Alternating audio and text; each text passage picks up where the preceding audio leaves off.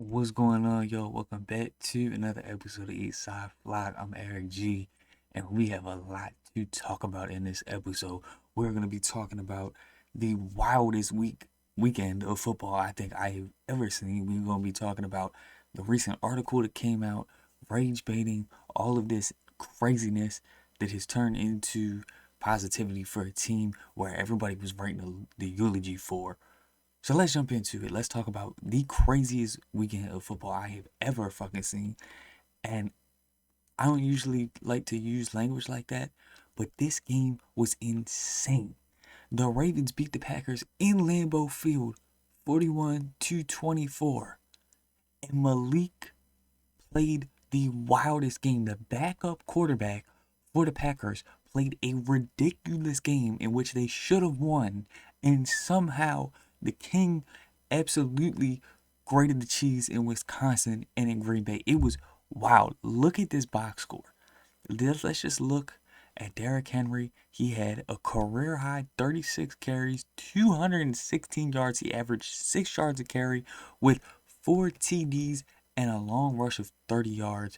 He was spectacular. And I'm going to be honest, in the third quarter, when it was 27-24, it felt like the Ravens were going to do what they always do, and that's choke the game away. It was like, oh, damn. You was right there, and it felt like they were going to choke the game away. And then fourth quarter, what do we do? What every goddamn fan has been saying, run Derrick Henry. We get 14 more points. Snoop did a great job doing what he do. He was a field general. He did everything he needed to get this team to win. It was ridiculous. You look at the Packers. Oh my God, Malik Willis threw for 288 yards. He had 18 completions on 21 attempts. He had 85% completion. He looked like an MVP out there with a 134 QBR and still lost that game. Obviously, he was injured. There was a huge interception that did change the game, but that was crazy how well Malik Willis played in this game. It was ridiculous, and somehow the Ravens won. This is a game the Ravens usually lose. So that was mind blowing. And then on Sunday, the Browns helped the Ravens out by absolutely shutting down the Steelers in every way, shape, and form. I mean, the Steelers not only missed a field goal, which changed the course of the game, they went for it on 4th and 10 in their own territory to give the Browns an extra field goal and ability to take time off the clock, which then hurt them down the road. It was a crazy game. Controversial PI call at the end of the game. I call it payback for the 4 points that, y'all were awarded in our game, in which the refs came out and apologized for. That's what that was. But I digress. Let's just talk about it. Aaron Rodgers played terribly. I mean, this is awful. Like, this was a really bad game from him. He didn't really have anybody to throw to with DK being out, and that really showed. I mean, they kept trying to force the ball, especially to MVS at the end of the game. Like, they were just forcing that, and you got to really shout out um, uh, this man right here on defense, Denzel Ward. I mean, they threw at him 3 times in the end zone, and he said, "This is no fly zone," and absolutely did what he had to do and shut him down. It was wild.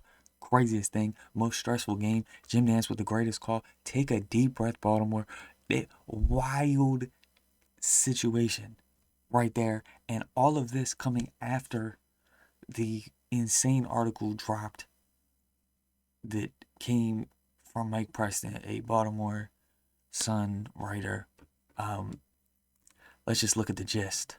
I'll read through some of this. Basically, he was calling for Baltimore to possibly trade Lamar Jackson, saying that he has become an injury-prone quarterback, and that he should talk to Ray Lewis or Woodson about proper conditioning and diet, blaming, I don't know what he is seeing from Lamar that he isn't doing proper conditioning or diet.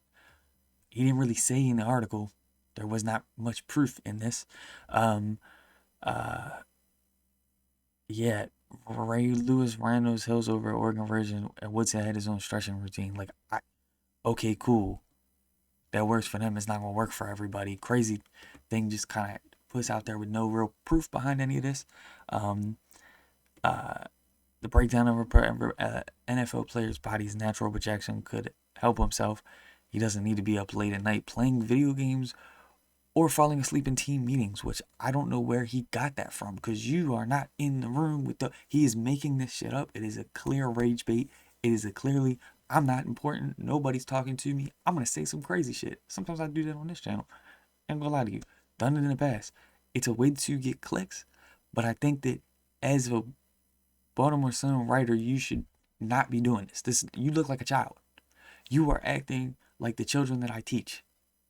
That's so ridiculous. You are acting like a child saying all of this. You're calling another grown man a child and coming out of nowhere. Where is the proof that he is doing any of this? He needs to train more at the castle instead of only attending mandatory training camps where he disappears after one day. You can say he needs to show up at practice more. I don't know where you're getting the falling asleep in team meetings and playing video games. There are rules for Jackson. That's why Baltimore practices in the heat instead of in the morning. This is false. That's why Baltimore practices in the heat of the afternoon instead of the morning. I literally just Googled this. In 2022, the Baltimore Ravens moved their practice times to the afternoon in 2022 to address the challenges posed by heat and humidity. The decision was based on data and research with the aim of allowing players' bodies to warm up before practice and to cool down on the hottest days of camp. This was also moved. This is the full article. I meant to pull this up. They were talking about training camp practices, and then continued to do, as far as my knowledge of it, they continued to keep it in the afternoon, and that this was to minimize injury, because then in the cold it had more time to heat your body up for the cold. So already that's a crazy thing that isn't necessarily something that was true as we jump back to this article before we get into this other one. Once the Ravens become critical of Jackson, he becomes more withdrawn. It's a shame because he's a mere spirit growth, just a mean-spirited person, just an overgrown kid in an adult's body. Crazy things to be saying with not a lot of proof. The only proof that we have of the schedule being moved was in 2022 for health reasons, and it was training camp that then led over to the regular season. That's the only proof we had, and I got that from the Ravens. So I don't understand where he is getting this new information and why he isn't citing it. He is saying a bunch of shit with no background behind it. Very, very weird to me. I don't understand it. Obviously, he's talking more about he gets hurt. And then he says one of the kind of the craziest things ever. The Ravens should look at possible trades, which could net them 2 or 3 first-round picks. When he literally was previously talking about Bowler, whatever the hell the QB's name was, that was a bust, about you need a QB in this league. You found a guy that's fantastic, even though he's been injured this season. I've talked about it in other videos. He has put up great numbers for being injured. So when he is not even fully healthy, he's still a fantastic QB. So to trade him doesn't make any sense, because then you go back into the draft and you're gambling. These guys could be bust like Uller was. So I don't understand what the thought process is here, because you critiqued the team back then and now you're like, oh, they should go back in the draft. It doesn't make any sense. I don't know where he got this. I get irritated when people do not provide the proof. And here's the proof of him doing this kind of rage baiting thing previously. This is an article, a snippet of an article by Nancy Brown. As an avid Ravens fan, I was appalled by Mike Preston's article calling into question Ray Lewis and Ed Reed's so-called ineffectiveness on the field. It's time for Harbaugh to make difficult changes with Ray Lewis and Ed Reed on January 2nd. This came out right before the team won the Super Bowl. January 8th, 2012. It was updated due to editing, by the way. So this is crazy, and they shortened it.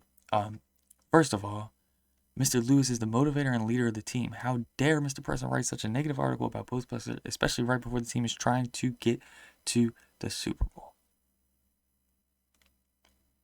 As a coach, I know that the last thing you want to have is negativity at any time, and especially when you are preparing for such a big event. Mr. Preston showed very poor judgment when he decided to write that article. He has done this before. He's rage baiting. He's saying, hey, what can I get clicks on? How can I get my money up? And I respect it. But you doing this when the team is down for your gain is a crazy thing when you in Baltimore. It's a crazy thing to do. And let's go back to what he said, what a lot of people are talking about. Talking about Ray Lewis. This is back a while ago. I believe this is 2004, 2005. I will check in a second.